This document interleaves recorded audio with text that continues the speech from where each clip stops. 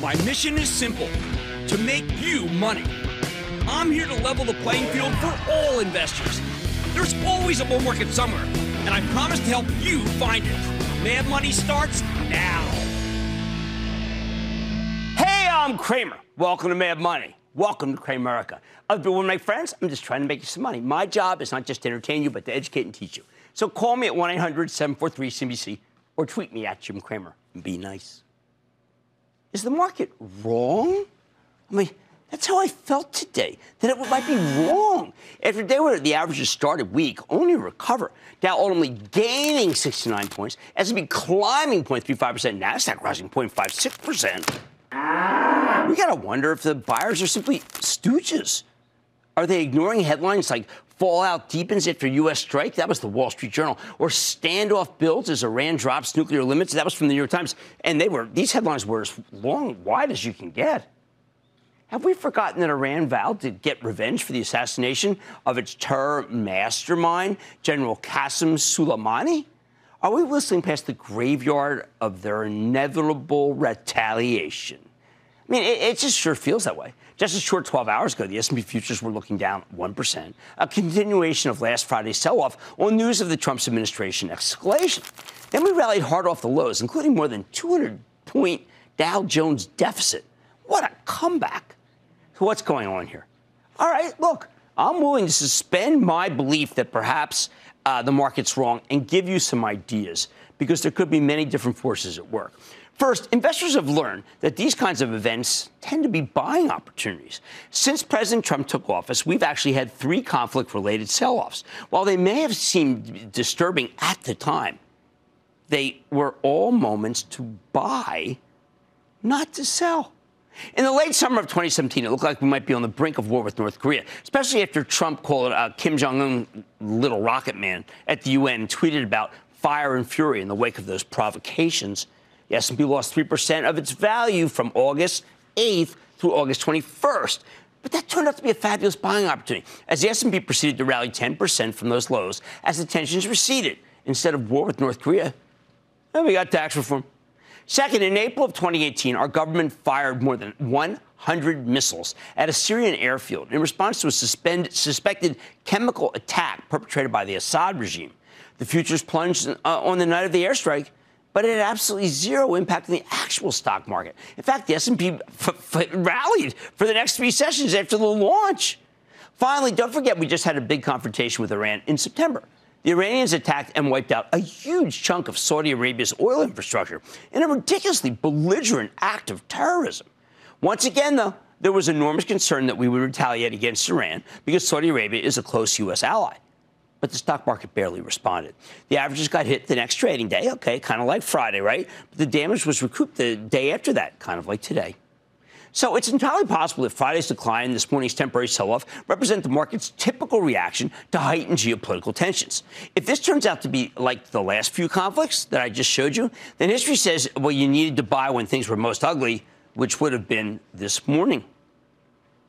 Much of the media is acting like this assassination is effectively a declaration of war. They make it sound like a ground war is inevitable.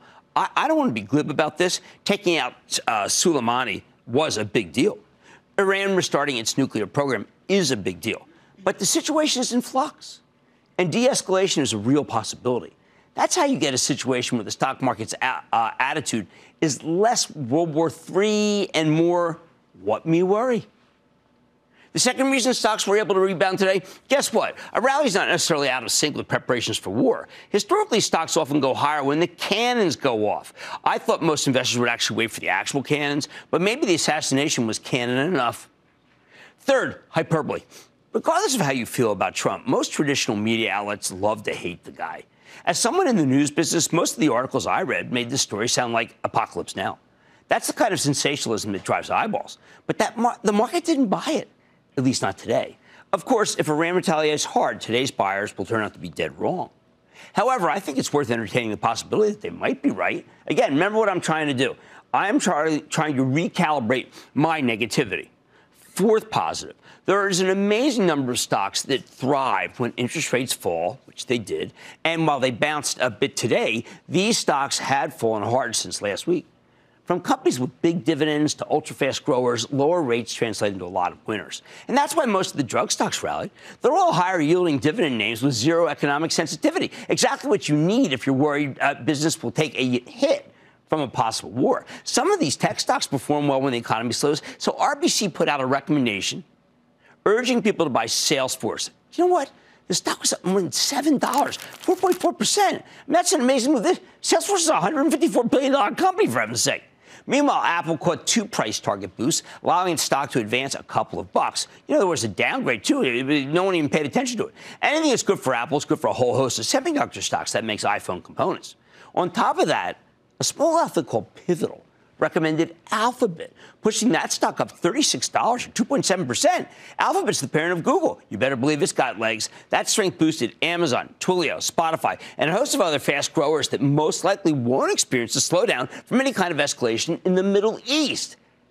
At the same time, there were no downgrades of substance today. And, well, let's just say we're about to hear from some very, very good companies. It's CES. That's the annual Consumer Electronics Show that carries far more weight for the NASDAQ than anything Iran might be contemplating. Fifth, there's the political aspect.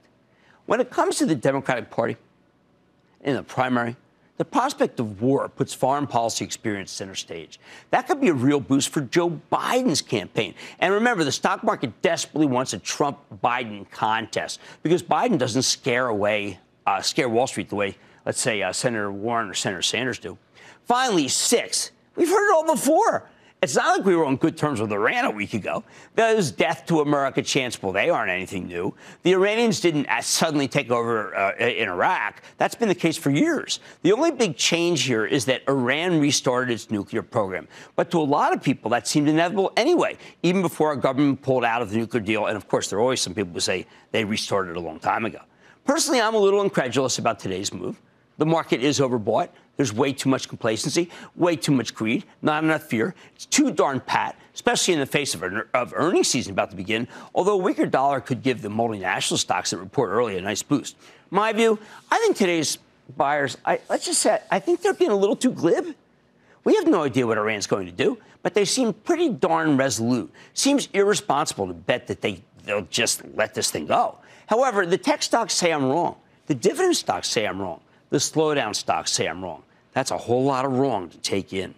The bottom line, the market's rebound today may not be as crazy as it looks. Every other time we've had major conflict under the Trump administration, it's been a buying opportunity. But you know what? I'm still recommending proceeding with caution, at least until we get a clear sense of Iran's next move. Let's go to Michael in Georgia. Michael. Hey, Jim, I'm calling about my Sprint stock and the upcoming merger with T-Mobile. It's taken a beating because some people fear that the merger will not go through. And I wanted to know if I should buy more, hold on to what I got, or sell.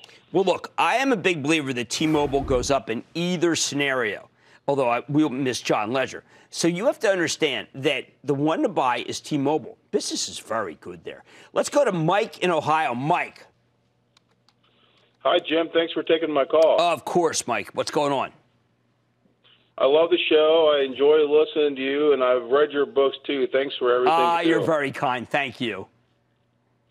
So I've owned Caterpillar for a little while now, and I have an average basis of 133.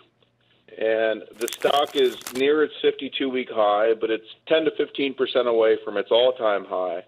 I love the company. I like how I like it better now that the trade tensions have eased up. Right. And the balance sheet seems to be favorable and also pays a nice dividend of about 3%.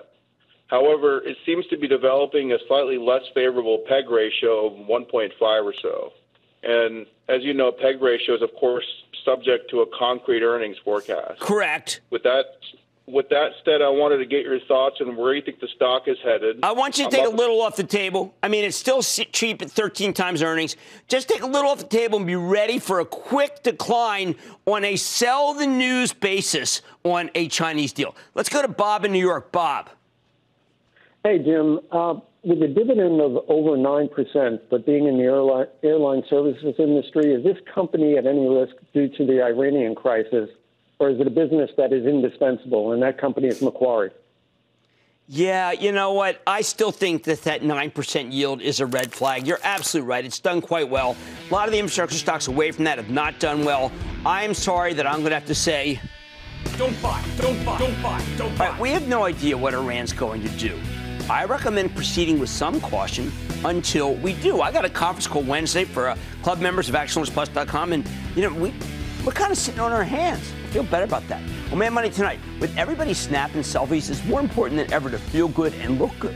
So could a stock like Planet Fitness get your portfolio into shape in the new year? I'm going to sit down with the CEO. Then, while escalating tensions in the Middle East derailed the stock market's strong start in 2020, some sectors are rising on the news. I'll tell you if it's time to eye the defense stocks. And with news that Axon, the manufacturer of taser stun guns and body cameras, is suing the FTC, wondering what your next move would be with the stock? It got hammered today. So I'm going to talk to the CEO. Stay with Cramer.